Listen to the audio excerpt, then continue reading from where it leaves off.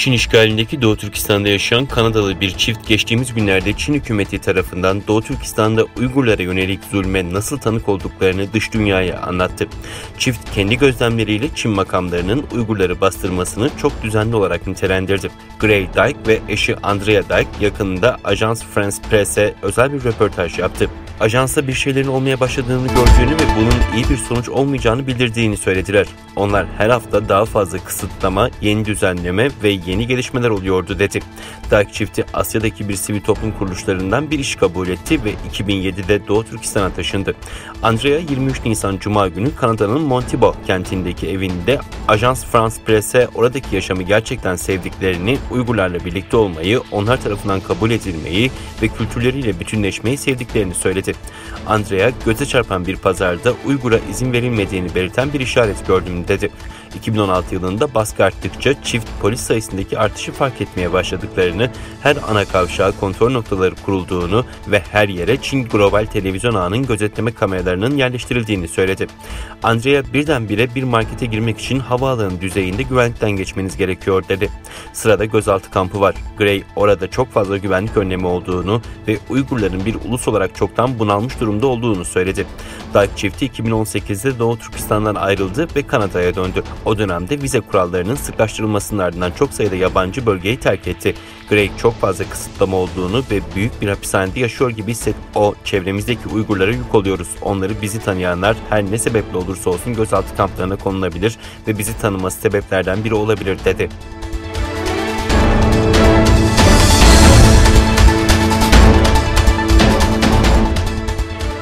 Güney Çin Denizi'ndeki anlaşmazlık üzerine Avrupa Birliği'nden açıklama geldi. AB'nin açıklamasına tepki gösteren Çin, açıklamayı organize tutum olarak adlandırdı. Avrupa Birliği, Çin'i Güney Çin Denizi'ndeki barışı tehdit etmekle suçladı.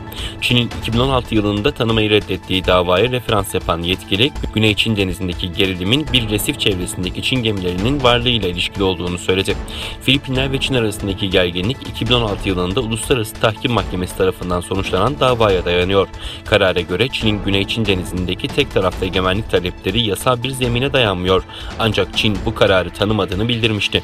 Bölgesel istikrara ve uluslararası kurallara dayalı düzene zarar verebilecek tek tarafta eylemlere karşı duracaklarını bildiren AB yetkilisi, Çin'in faaliyetlerini Uluslararası Deniz Hukuku Sözleşmesi'ne aykırı olduğunu açıkladı.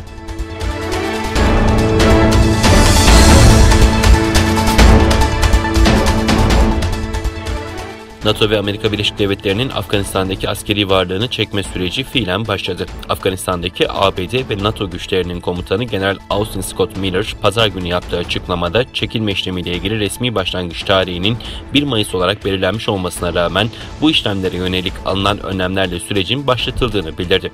ABD Başkanı Joe Biden, geçen hafta yaptığı açıklamada Amerikan askerlerinin tamamının 11 Eylül'e dek Afganistan'dan çekileceğini duyurmuştu.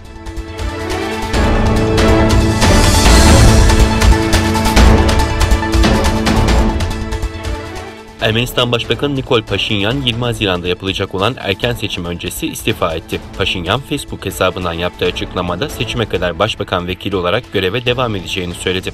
Ermenistan Anayasası hükümleri gereği Paşinyan'la birlikte tüm bakanlar da istifa etti. Paşinyan, geçen yıl Ermenistan'ın yenilgisiyle sonuçlanan Dağlık Karabağ Savaşı'ndan sonra istifa baskısı altındaydı.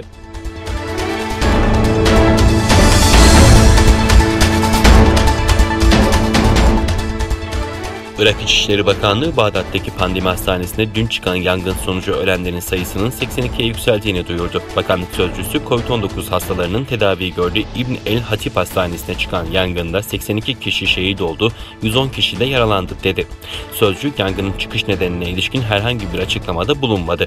Bağdat'taki İbn el-Hatip Hastanesi'nde dün gece yangın çıkmış, yangının oksijen tüpünün patlaması sonucu meydana geldiği iddia edilmişti. Yerel medyada ise yangının bir hasta yakalananın oksijen tüpüne karşı kayıtsız davranışı ve ihmalinin neden olduğu öne sürülmüştü.